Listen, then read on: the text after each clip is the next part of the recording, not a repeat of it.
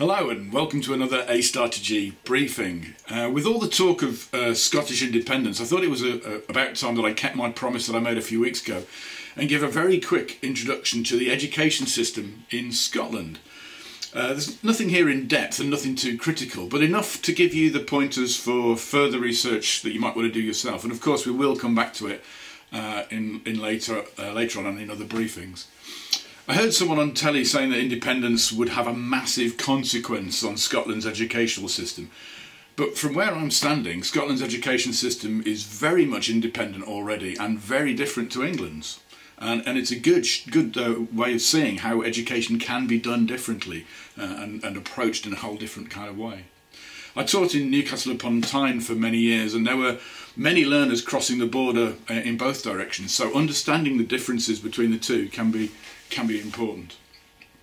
So let's start off with degrees. Of course, Scottish degrees are famous for being 4 years long, and also some award an MA for that 4 years, for the first degree.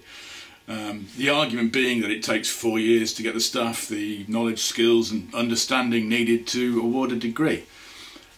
But of course down here in England the pressure on finance is to push in the opposite direction and do things quickly. Lots of people talking about doing degrees in 2 years, not just in 3. Build up less student debt. So is that right?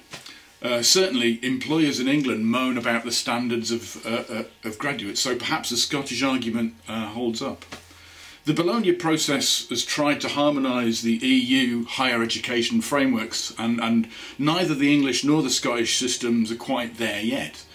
The ancient Scottish universities award MAs, and you can get an MA in some universities just by paying a bit of extra cash.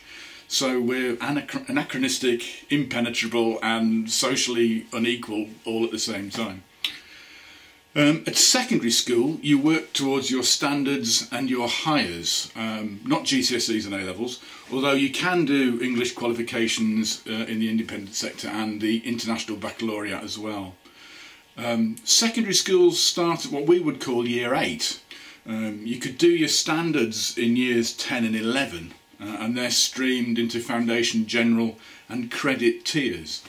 And there are some bridging qualifications called intermediates to transition learners to the hires, which you would do in year 12.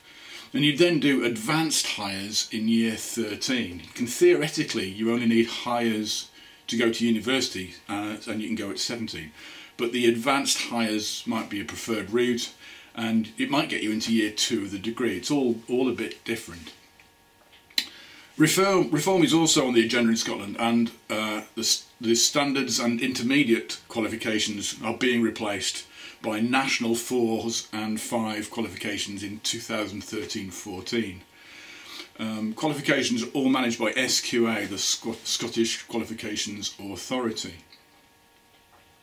Now, the national curriculum in Scotland is known as the Curriculum for Excellence, and there are 8 curriculum areas and 6 levels. Subjects still exist within the Curriculum for Excellence, but there isn't an academic vocational divide, as you can do hires in both history and fabrication and welding engineering, for example. And if you wanted to do that mix in England, you would probably have to go to different schools, different awarding bodies and different timescales.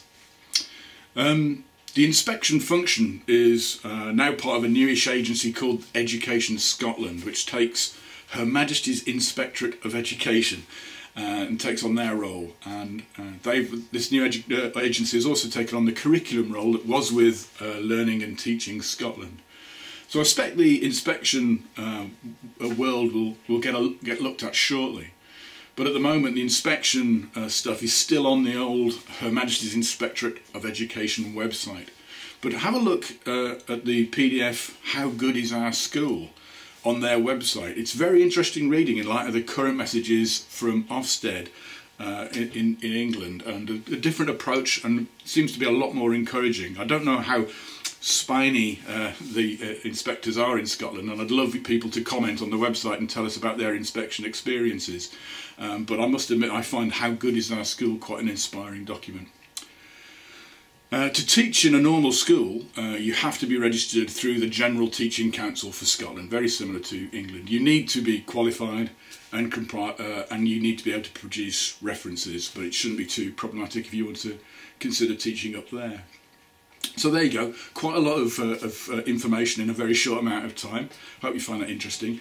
If you are a teacher in Scotland and you've got some experience, do give us some feedback on the website about doing the comments at the bottom. It'd be great to hear your stories, and if you've taught in both countries or even other countries around the world, we'd love to hear your experiences. And register, please do register. Thanks very much.